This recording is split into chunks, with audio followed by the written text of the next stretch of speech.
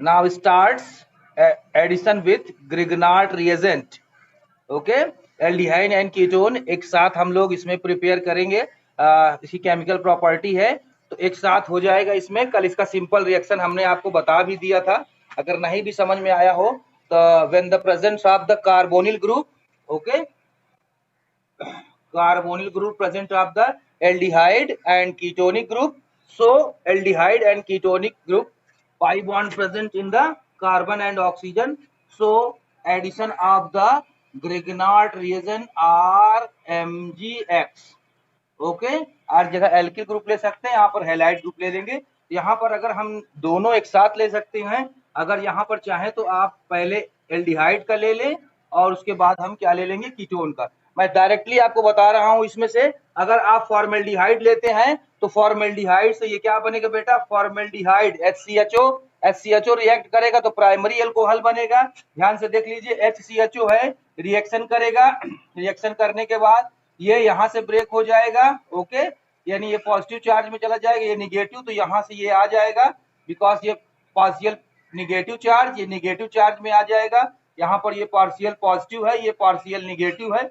Okay, partial positive ये add होगा, ठीक है। अब देखिए हाइड्रोजन अपनी जगह पर रहेगा, उसी तरह सेम पोजीशन पर यहाँ पर कार्बन है, कार्बन का बॉन्ड ब्रेक होगा और ये एल्किल ग्रुप आकर यहाँ पर ऐड हो जाएगा बेटा, ठीक है। अब देखिए ऑक्सीजन का है, सिंगल बॉन्ड बचा हुआ है Mgx, तो यहीं पर Mg मैग्नीशियम हाइलाइट्स ग्रुप आकर ऐड हो जाएगा आपको, ठीक है। ये इंटरमीडिएट प्रोडक्ट होगा। इंटरमीडिएट प्रोडक्ट के लिए हम क्या करेंगे, यहाँ पर ऐसे कर देंगे, इंटरमीडिएट प्रोडक्ट हो जाएगा। एंड हाइड्रोलिसिस करेंगे आप, जब हाइड्रोलिसिस करेंगे तो यहाँ पर HOS रिएक्शन होगा, हाइड्रोलिसिस होगी, ध्यान से। अब इस हाइड्रोलिसिस रिएक्शन में देखिए क्या होगा, एल्कोहल फॉर्म है, तो इसलिए यहाँ पर ये ऑक्सीजन है, इस ऑक्सीजन की जगह ये हाइड्रोजन जाकर ऐड हो जाएगा और ये हाइड्रोक्सिल ग्रुप क्या बना देगा, मैग्नीशियम। देखिए मैग्नीशियम हाइलाइड है ही है, एक तरफ क्या लग जाएगा, ये ठीक है, मैग्नीशियम हाइड्रोक्सी हाइलाइड ऐसा भी बोल सकते हैं, या MgOH का OH होल ट्वाइस में आ जाएगा।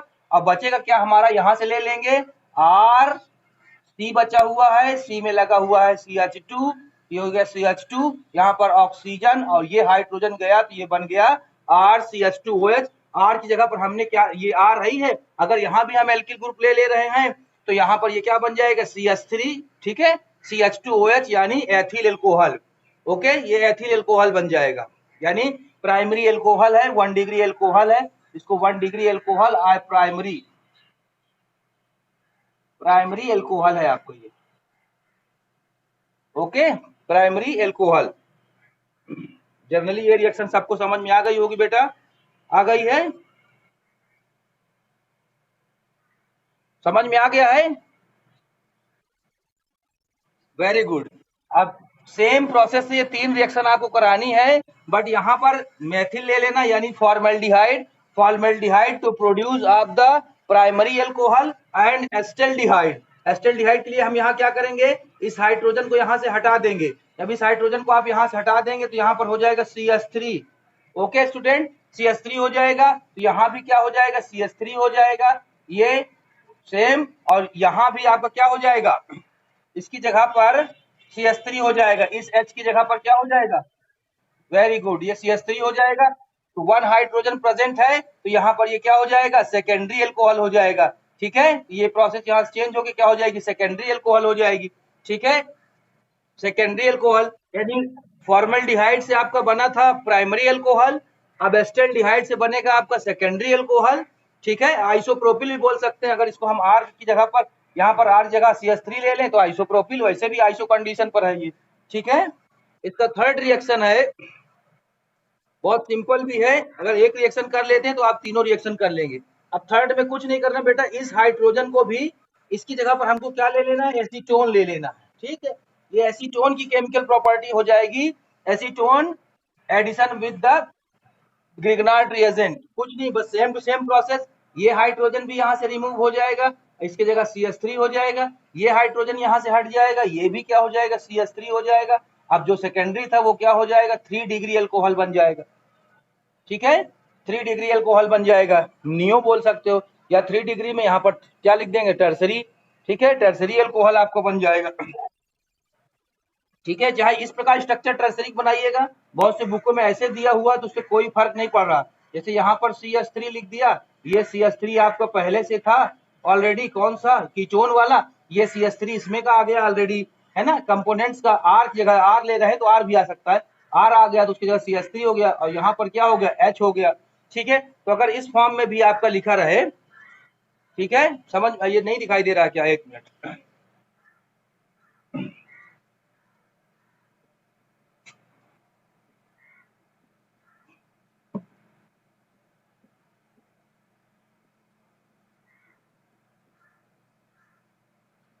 रिएक्शन तो समझ में आ गई होगी।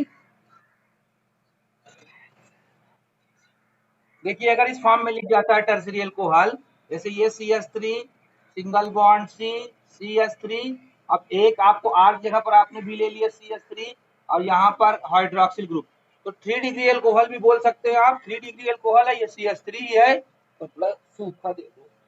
ठीक है, CH3 है, तो ऑलरेडी इसको हम कैसे लिख सकते हैं, चाहे टर्सरी ब्यूटिल अल्कोहल लिख दें, मेथ एथ प्रो ब्यूट, तो आप टर्सरी की जगह पर TRT ऐसे लिख देते हैं शॉर्ट फॉर्म, और ब्यूटिल ब्यूटिल, ठीक है, YL,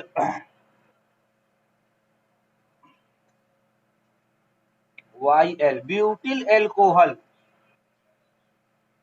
समझ में आ गया ना। 3 डिग्री को भी हम अगर CH3 हो जाएगा तो टर्सरी ब्यूटिल, मतलब ये जो ओरिएंटेशन है आपका, वो किधर भी हो सकता है, CH3 की जगह भी हो सकता है, ऐसे भी हो सकता है, दोनों तरीके से हो सकता है।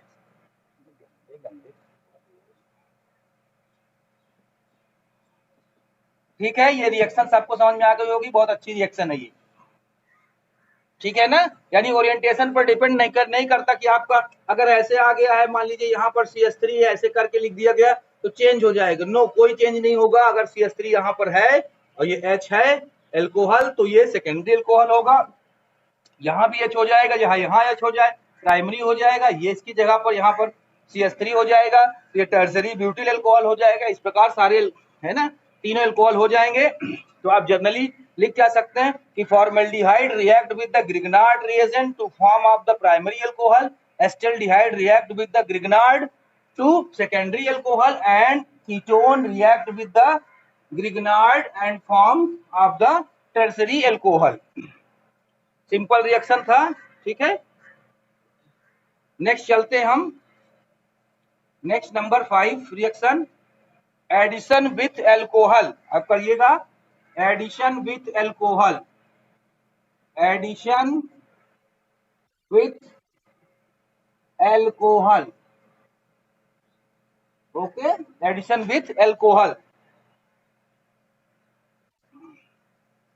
ठीक है बेटा, अब सेम प्रोसेस से एल्डिहाइड ग्रुप ले लेते हैं, या आप कार्बोनिल भी ले सकते हैं, कोई फर्क नहीं पड़ता, एक साथ ही दोनों कर सकते हैं, कोई फर्क नहीं पड़ता। RCHO ले लिया हमने, एडिशन लिखा ही है, और एल्कोहल में आप ROH ले लीजिए।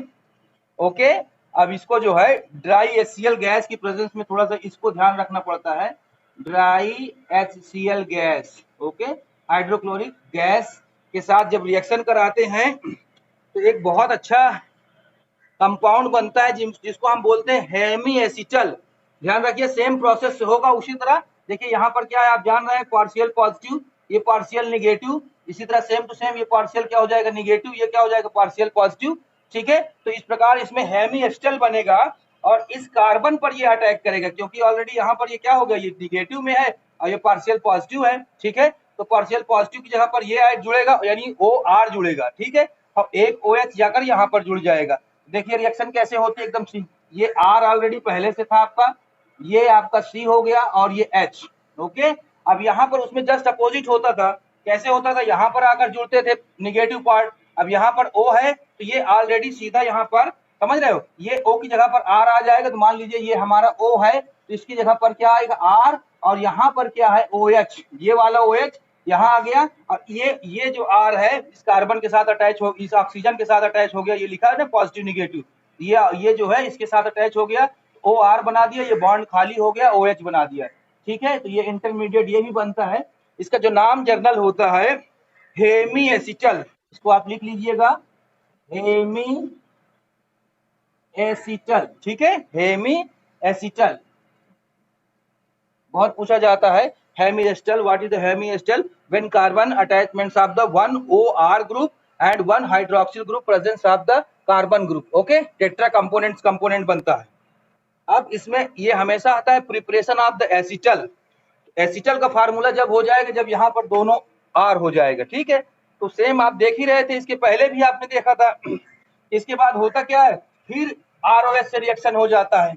यही से आगे इंटरमीडिएट है, पेमेंट प्रोडक्ट बनाया नहीं, तो ये ROH जैसे यहाँ हुआ था वैसे फिर ROH से रिएक्शन हो जाएगा।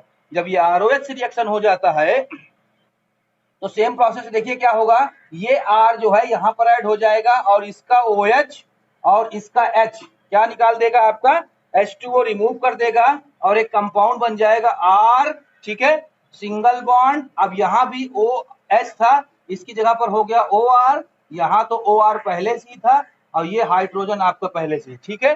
देखिए एकदम समझ में आ जाएगा आपको, ये कार्बन यहाँ पर ये एल्किल ग्रुप और ये हाइड्रोजन पहले से था, एक OR पहले से था, देखिए हेमिएस्टल में। अब इसका भी हाइड्रोजन रिमूव हो गया, इसका हाइड्रोजन रिमूव होकर OH में चला गया तो -H2O रिमूव हो गया बेटा, और ये R आके जुड़ गया, इसको बोला जाता है एसिटल। एसिटल, ओके, इसको आप लिख लीजिएगा, एसिटल है। समझ में आ रहा है ना स्टूडेंट? हेलो, यस बेटा, थोड़ा सा नेटवर्क की प्रॉब्लम है, बोर्ड भी यहाँ थोड़ा सा ठीक ठाक नहीं है, काम चल रहा है बस।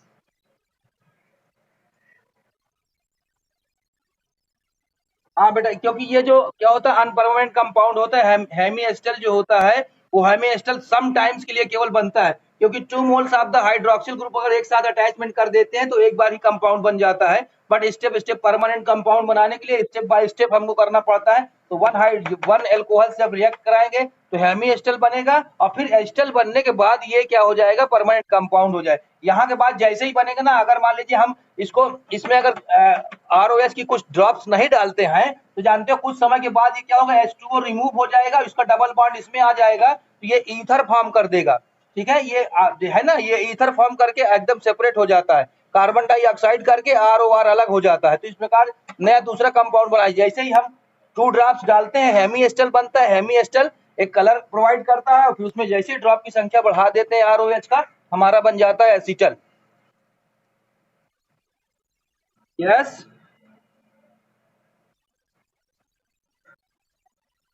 हाँ पर नहीं, हेमिएस्टल है आज, देखिए ब्रैकेट में है ना, जो भी ब्रैकेट में हो इसका मतलब ये इंटरमीडिएट है, एक फॉर्म करेंगे, है ना, उसके हिसाब से इंटरमीडिएट बन रहा है। जैसे मान लीजिए आप किसी भी हाल में, मैं एक सिंपल एग्जांपल दूं आपको शायद समझ में आ जाए, कि यदि हम मिल्क से घी बनाते हैं तो बीच में आपका मक्खन बनता है ना, तो मक्खन एज ए परमानेंट परमानेंट क्या होता है, कंपाउंड नहीं होता। मक्खन की एक वैलिडिटी होती है 10 से 15 दिन या 5 दिन आप रखे रहेंगे, उसके बाद वो क्या हो जाएगा, खराब हो जाएगा, क्योंकि अनस्टेबल कंपाउंड है। और जब हम उसको घी में कन्वर्ट कर लेते हैं तो फिर उसकी वैलिडिटी हमारी बढ़ जाती है, वो स्टेबल कंपाउंड बन जाता है, ठीक है। इसी तरह हेमिएस्टल भी बनता है। अभी इसी में मैं दूसरा भी बनवा के दिखवा देता हूँ। R की जगह पर अगर हम CH3 ले लेते हैं तो क्या कंपाउंड बनता है, ये आपने कर लिया इसको, ठीक है।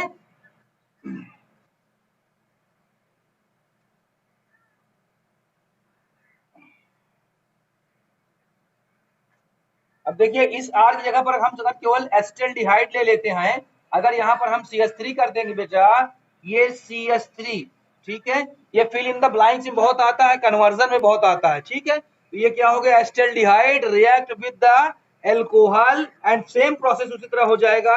R की जगह पर यहाँ पर क्या हो जाए, अगर मान लीजिए हम यहाँ पर ये ले लिए CH3 और इस R की जगह पर ले लेते हैं C2H5 एथिल एल्कोहल, ये बहुत पूछा जाता है। Acetaldehyde react with the ethyl alcohol C2H5, समझ में आ रहा है, मैं उसी में कर दे रहा हूं, ठीक है।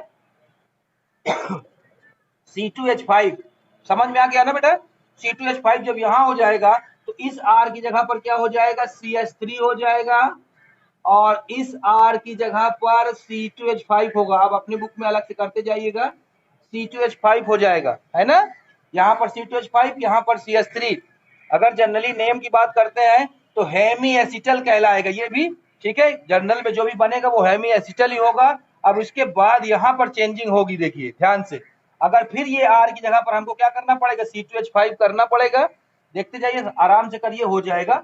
यहाँ पे भी हम क्या कर देंगे, C2H5 यानी एथिल अल्कोहल। जब ये एथिल अल्कोहल करेंगे तो हमारी ये दोनों R जो हैं ये क्या हो जाएंगे, ये दोनों R हमारे C2H5 में चेंज हो जाएंगे, C2H5 C2H5, ओके। और ये R हमारा CH3 में चेंज है, वही CH3 में चेंज हो जाएगा। ठीक है, ये CH3 में ऐसे चेंज हो जाएगा। अब अगर आप इसके प्रोडक्ट की बात करते हैं, इसको हम साफ साफ बना दे रहे हैं।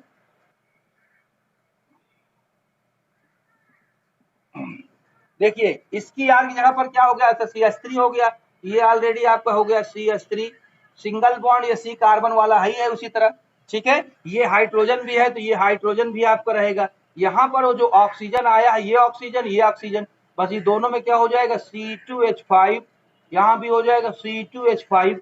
नेम चेंज हो जाएगा आपका, नेम क्या बेटा, -H2O, उसी तरह होगा, सेम प्रोसेस सेम रिएक्शन। और यहाँ पर जब इसका नेम केवल होगा वो एस्टेल्डिहाइड एथिल एसिटल हो जाएगा।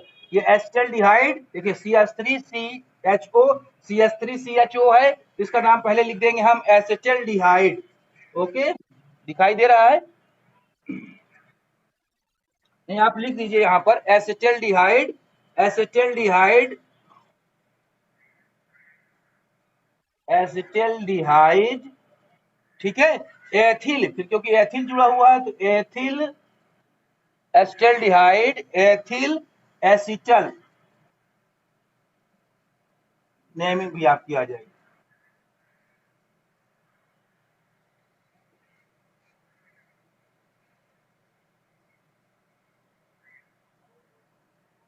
Okay,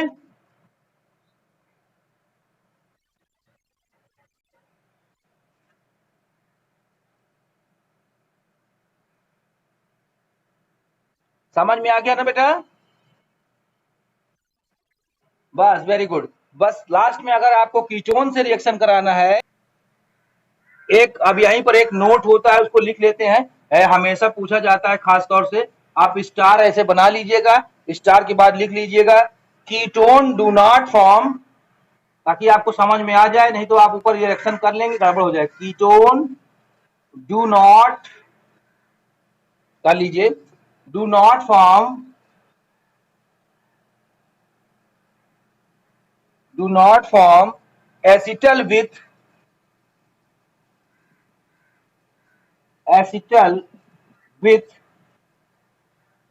monohydric alcohol. बहुत पूछा जाता है ये, मोनोहाइड्रिक एल्कोहल।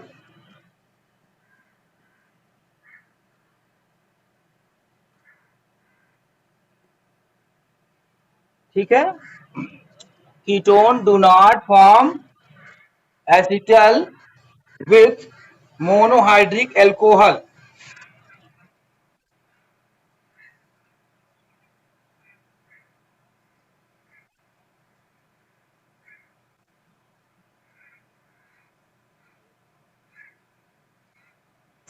ठीक है, अगर और आगे लिखना है, बट डाईहाइड्रिक रिएक्ट विथ, या कुछ नहीं, उसका हम रिएक्शन ही करवा दे रहे हैं, ये स्टार करके आप अलग से लिख लीजिएगा तो समझ में आ जाएगा आपको। क्यों नहीं करता वो भी आपको हम बता दे रहे हैं स्टेरिक इंड्रेंस से। ठीक है, अब देखिए, अगर हम डाईहाइड्रिक एल्कोहल ले लेते हैं, यहां से देखिए ध्यान से, CH3 single bond CH3 CO, ठीक है, कोई भी एसीटोन हमने लिया, और डाईहाइड्रिक एल्कोहल का मतलब कोई भी आप दे सकते हैं, OH, यहाँ पर CH2 कर दीजिए, यहाँ भी CH2 हो जाए, ये क्या हो गया, OH, ये भी हो गया। जनरली इसको नाम सब लोग जान रहे होंगे, है ना। डाईहाइड्रिक एल्कोहल तो है ही है, क्या है ये, ग्लाइकॉल है। ठीक है, CH2 CH2 OH OH, यानी दो हाइड्रोक्सिल ग्रुप प्रेजेंट है, तो डाईहाइड्रिक हुआ।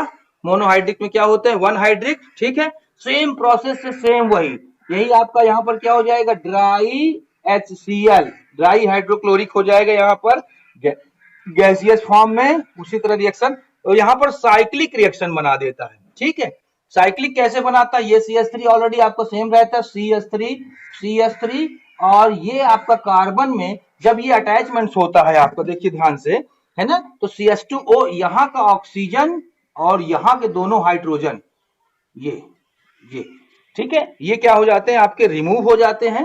और जब जैसे ये रिमूव हो जाते हैं, ये ऑक्सीजन बचा, ये ऑक्सीजन, तो क्या करता है यहाँ ये ऑक्सीजन बन गया और ये ऑक्सीजन, ध्यान से देख लीजिएगा।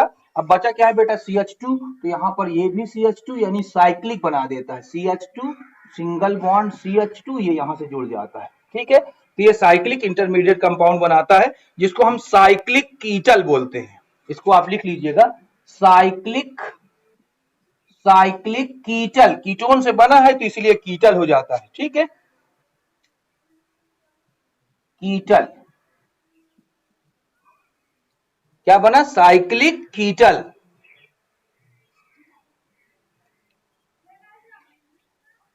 या तो और क्या आप ऐसे लिख सकते हैं कि एथिलीन से बना है तो एथिलीन ग्लाइकॉल कीटल, एथिलीन के साथ क्या जुड़ा हुआ है, ग्लाइकॉल, तो यहां पर आप ऐसे भी लिख सकते हैं एथिलीन, पूरा आप लिख दीजिए एथिलीन, ठीक है, किसके साथ बना हुआ है, ग्लाइकॉल के साथ, तो ग्लाइकॉल इसी है, ग्लाइकल क्या बना है, कीटल, तो कीटल ही रहेगा।